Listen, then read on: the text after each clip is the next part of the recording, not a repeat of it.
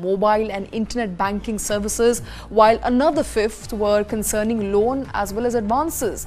Of the trends that stood out from that report, RBI recorded a total of 3,513 complaints against Paytm Payments Bank, which has been in the news recently. Highest complaints among any payments bank.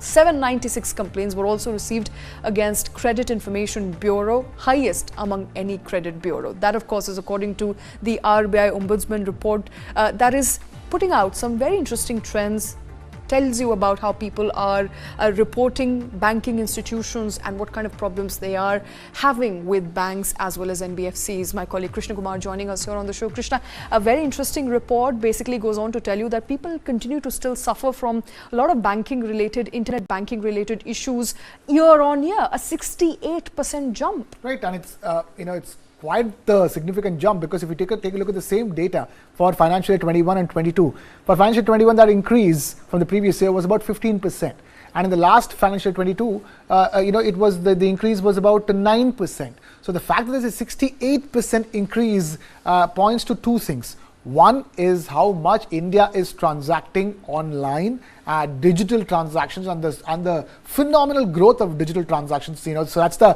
one thing you can take heart in, is the fact that this, as you rightly pointing out, the maximum of complaints were on mobile payments, right? So which means that mobile payments are growing that much, and that's the reason why you're coming up with so many issues as well.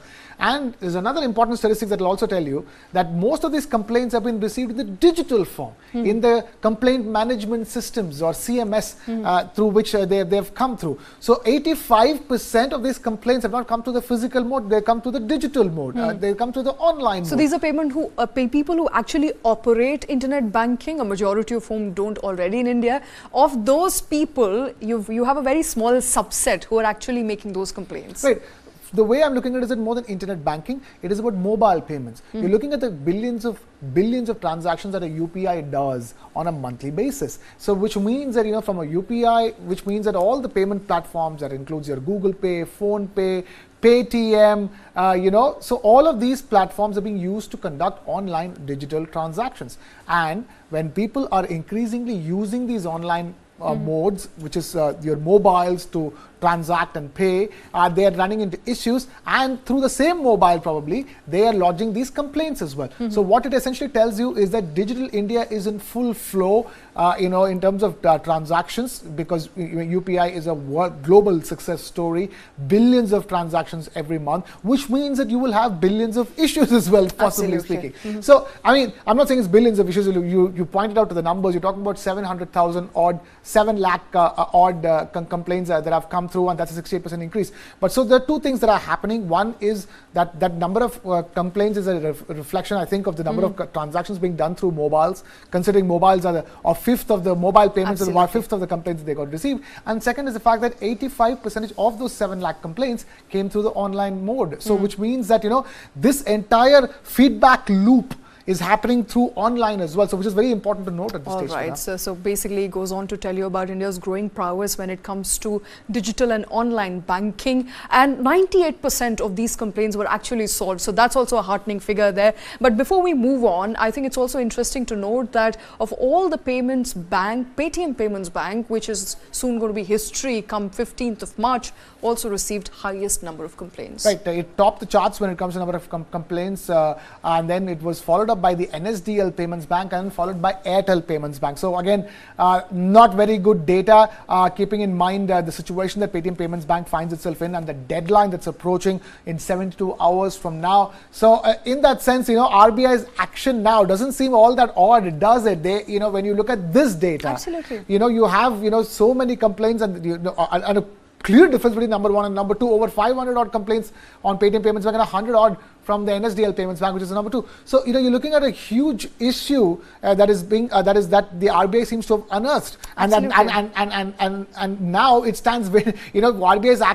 actions seem all the more vindicated when you look at data like this. Absolutely, and we did not have that data so far. So RBI's action is now put to context with the number of complaints that Paytm Payments Bank have received so far. A very interesting story emerging there, by the way, of a system which is increasingly getting popular when it comes to noting down complaints with regards to internet banking, more importantly dispersal of loans and issues with loans and their dispersal.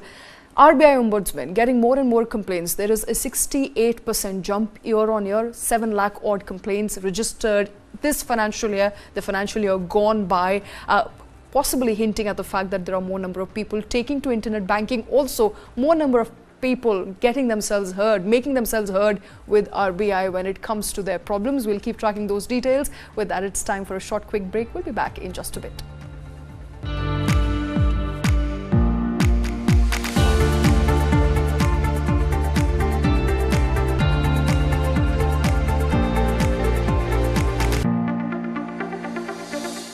The football is mother of all games. It is a team sport. The leadership attitude is taking the ownership. It's always a big responsibility to take decisions and the right decisions. I always question the stereotypical. And that's why you are in that position. This and more. Streaming on News 9 Plus. Subscribe and get free vouchers. जानना है तो देखिए, समझना है तो सुनिए, सीखना है तो पूछिए, और कमाना है तो खरीदिए। जानकारी, सलाह और निवेश सब एक ही सुपर ऐप पर। पैसे का सवाल है तो जवाब है मनी 9। आजादी पैसे की। अभी डाउनलोड करें। Start with the end in mind. You need to know where you want to reach. Every morning that we wake up, we are exercising our choice. The destiny is decided. The results are known that I'm going to win.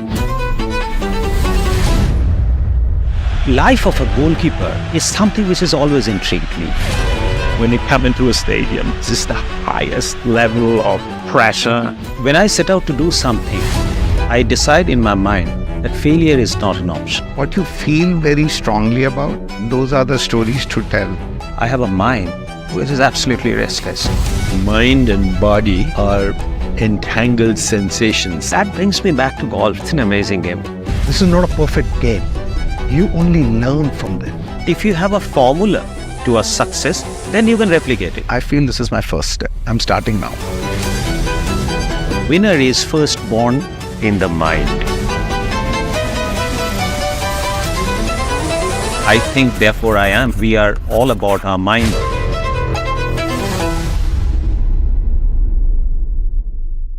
This and more. Streaming on News 9 Plus. Subscribe and get free vouchers. Why is the state not looking at putting an embargo on that? As a Telangana person, I will not accept. How do ordinary folks deal with this?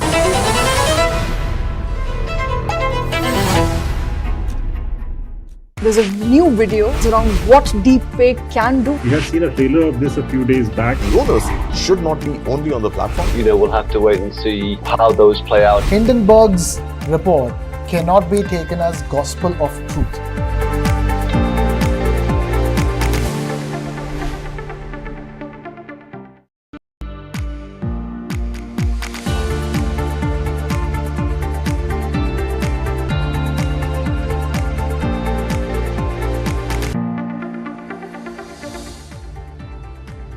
Welcome back. You're watching Business Plus. Employers in India are very bullish on hiring trends, with hiring outlook for the upcoming June quarter at an all-time high. Around 36% of companies are planning to add more staff in the next 3 months, a survey has revealed, according to the latest Manpower Group employment outlook. Of the nearly 3,150 employers, 50% of employers are forecasting an increase in payrolls for April to June period. 14% anticipate a decrease and 33% expect no change, while 3% are not sure, with employment outlook coming in at 36%. With this, India tops the list when it comes to net employment outlook, with 36%, followed by the US at 34% and China at 32%. The global average stands at about 22%. What does this trend really mean for people out there looking for jobs? To talk about that, joining us is Alok Kumar. He's the President, Manpower Group. Alok, thank you very much for taking time out. First thing first, run us through some of the key takeaways of that survey. What stood out for you?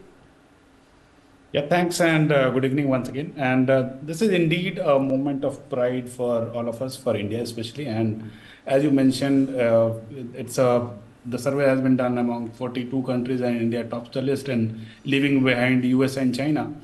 And India tops the list with a net employment outlook of 36%, with 50% of the employers saying that they have a positive hiring outlook. We have been really consistent in demonstrating our capabilities and leveraging our demographic dividend. And the sectors like healthcare, life sciences, renewable energies are witnessing rapid growth rate with the aid and support from the Government of India's policies and various initiatives taken by them. Added by additionally the medical tourism in the healthcare industry, that's also booming around, and we have seen lots of positive things, lots of employment coming from generating from these sectors. We have the maximum FDA approved production facilities outside the US in the entire world, further strengthening our educational infrastructure and the availability of our talent pool. That's the main extra, I will say that's the edge what we have over the other countries, and that's what is working in our favor. Right. Alok, this is Krishna over here. The question I want to ask you is that, all these jobs that are being created, tell us, geographically speaking, let's go by, which cities should people be looking for jobs going forward? Is it going to be Mumbai? Is it going to be Delhi, Bengaluru? And also, is this job generation happening only in metro cities, or is it also happening in tier 2 cities as well, tier 3 as well? Yeah, that's the interesting thing, and it's not only confined to the metro cities. And in our survey, we have found that most of those, the growth is coming from the North India. We have divided into North, East, South, and West. Among these four, North is the biggest contributor. But however, having said that, the cities like Lucknow, Chandigarh, Varanasi, these are the promising cities, and they are showing even better growth than the metro cities. And that's the story throughout the India. We have the tier 2 and tier 3 cities having more job openings, having more job offers, and those are the companies having looking forward to invest and hire more in these cities. So that's the growth story of what we are going to say. All right, and to all those people who are currently looking for jobs and also looking at this data, perhaps hoping that they'll get employed very soon, what skills are companies looking for? In your survey, what sort of job categories are companies looking to fill in, and what skills should one acquire at the moment to fill in these vacant positions? See, mostly we have seen the growth which is predicted by the sectors like healthcare, life sciences, pharma. So that's the very promising growth sector, what we are seeing. Communication services and information technology, that's also one of the major sectors which has shown very positive hiring outlook, around 43%, 41% respectively. Finance and real estate, another sector wherein these are the very labor intensive sectors. So these sectors also, we are seeing lots of good positivity coming from these sectors. Industries, materials, so manufacturing, again, these are where the most of the employment gets generated. So most of these things, if we see it's concentrated wherever there is more labor intensive units and the employment is getting generated in bulk, we are getting very, very positive outlook from all these industries. Right. If I were to ask you at this stage, this data, this report is about the June quarter, which is the April, May, June quarter, where India has the strongest employment hiring outlook. The question here is that, is it only meant to last until June, this euphoria, or what are the trends? What are the trends telling you? Will this extend beyond June for the rest of the year as well? So far we are seeing a good growth story so far coming, and we have seen this is a 1% growth from our last quarter and a good growth from the previous year. However, we have all the ingredients in place to have the positive outlook even in future. However, it depends, most of the things depends on the various geopolitical things and other things, and we are also very, very hopeful that the trend will continue and it will keep on continuing at least for one more year. All right. And Alok, if one were to look this data in context to the global average, 36% for India, 22% for the world. At 34% is US and that 32 is China. What is keeping India ahead of these countries? These are some of developed and emerging developing companies and countries at the moment. How and where does India stand out? What's working out for India? See, the main thing which working in favor of India is our talent pool. So that's the one of the main ingredients what is working in our favor. Most of the population with us are new, are younger compared to all these countries, and we are seeing lots of investment and lots of commitment and lots of initiative from various government initiatives. So those are also propelling the growth in these even the tier 1, 2 and 3 kind of cities. So I think that these are few things which are giving us advantage over other countries. All right, so a large talent pool and policies by the government helping India develop that talent pool, making these talent pool available for companies to hire. India looking at therefore a higher growth and obviously a resultant higher, better outlook in the June quarter. Yes, Krishna. Right. When you say this is data that is telling you that there'll be more hiring that's taking place, this data interestingly comes at a time when there's so much concern about, even a sector like IT, which is the largest employer in the country, them, reducing the number of payrolls, them reducing their head count, etc., etc. So, that's the kind of, and there's so much of worries about whether artificial intelligence is taking away jobs. Will the job generation be the same, with the arrival of, the likes of ChatGPT and other artificial intelligence technologies. So in that sense, this is going against the trend of what's being spoken about when it comes to job generation in India, isn't it? Yeah, definitely, and that's why this we are forecasting this for the next quarter, and this is what has come out in the survey, and this has been done with a very extensive survey of more than 3,000 employers, and all the sample size has been also taken very carefully by all this from all these different sections, different cities, different kind of industries.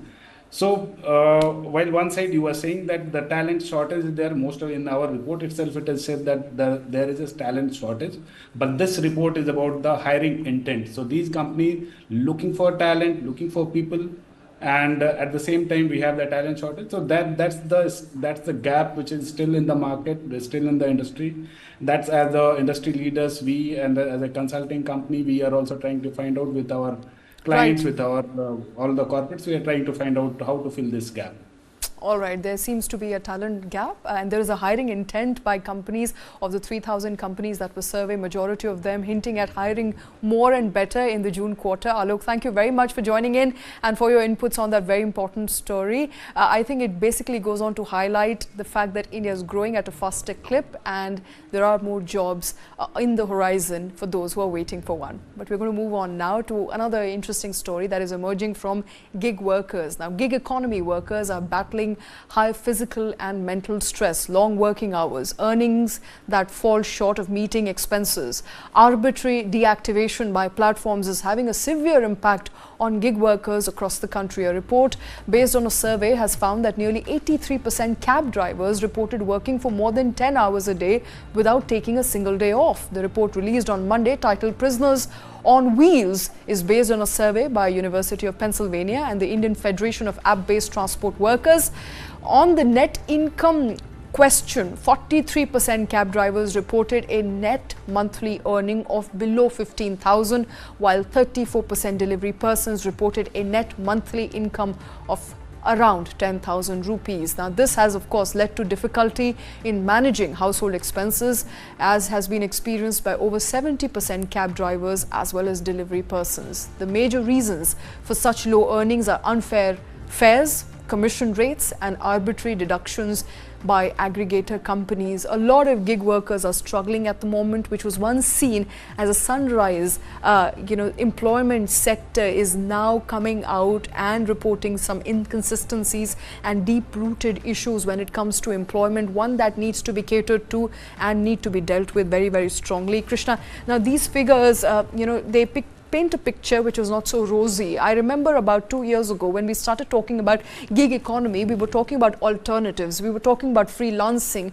and we were talking about people who need not have a fixed job but could continue earning a fixed income. They were not a part of the formal employment structure, or maybe a part of the formal employment structure, but would not draw a provident, would not have some sense of security for the future, but had some income that they could draw upon. Now, it does look like at this point in time that this entire sector of gig economy is plagued with a lot of problems. And that's probably because, we are still at a very early stage of developing this gig economy.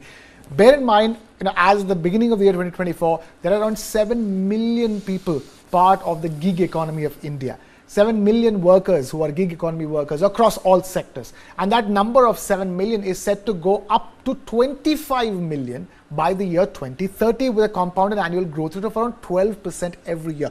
So eventually, looking at a stage where the number of gig workers today are going to be triple or more than triple, almost go quadruple over the course of the next 6 years or so. What I'm also hoping that happens along with this growth is the development of the gig economy structures, the pay structures, the social security structures that is put in place for contract workers or gig economy workers. What we don't have right now is the fact that there is no, you are contracted to work at a particular sum of money. You come in, take the sum of money and work, and without any particular in times or out times. If you have to make a certain cut up on a daily basis or on a weekly basis, on a monthly basis, you might have to work even 15, 18 hours a day. The report also talks about violence faced by gig workers as well. The kind of stories that are coming about people who are deliveries, delivery workers for the famous delivery platforms, food delivery platforms being abused by Absolutely. people. I was about to come to that. It's not just about whether they have any surety of whether they're going to have a job next day. It's also the way they are treated. Now, we're talking specifically about cab delivery, work. We were talking about people who drive cabs, so cab drivers, and we're talking about delivery workers, so perhaps people who deliver items from door to door. There are other gig workers, of course, but all of them have a similar sense of feeling that they're not respected the way traditional workers in a company are respected, and their rights are not protected. Right. So the day we realize the fact that now we are so proud of it in India, or we're so finding it so convenient that in case we haven't ordered groceries, you can just wake up in the morning just before you go to brush, you can order your bread and your eggs, and by the time you're finished brushing, the bread and the egg reaches you to have breakfast immediately. But do we respect those people who bring that bread and eggs to us? That's a matter of concern for society to keep in mind.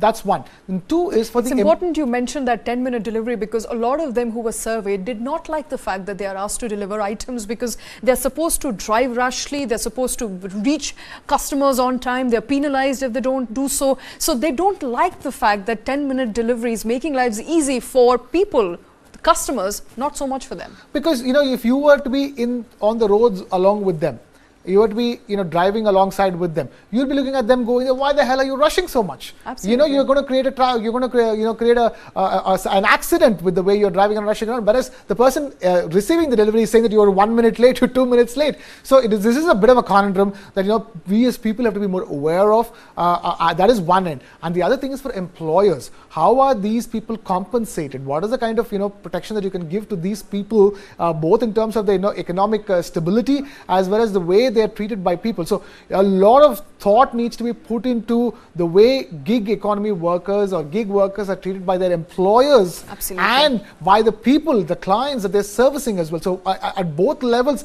they're facing extreme difficulties. I remember, when pizza delivery first came into India, Shweta. The 30-minute delivery. 30-minute delivery, which we were talking about 20 years ago. At that point in time, when those pizza delivery boys were like rushing around in their scooters in the traffic, they used to be like, see, this is what happens, right, with the consumerism, with the advent of consumerism. This is the kind of, they have to drive so crazily because they have to do a 30-minute delivery. From 30-minute delivery, we're talking about a 10-minute delivery. So, you really, there needs to be more justice delivered to these gig economy workers. Absolutely. Some checks and balances are needed for a gig delivery worker. It's getting increasingly difficult. They are battling mental health issues. They're battling physical problems. They are being made to do things that they're not very happy doing, work for longer hours without really protection from the labor law. This is an important story. It goes on to talk about how 7 million people in this country are treated in the way they work. Perhaps we need better checks and balances in place. We'll keep tracking that story, but with that, it's time time for a break here on News 9. We'll be back with more news and updates on the other side. Keep watching.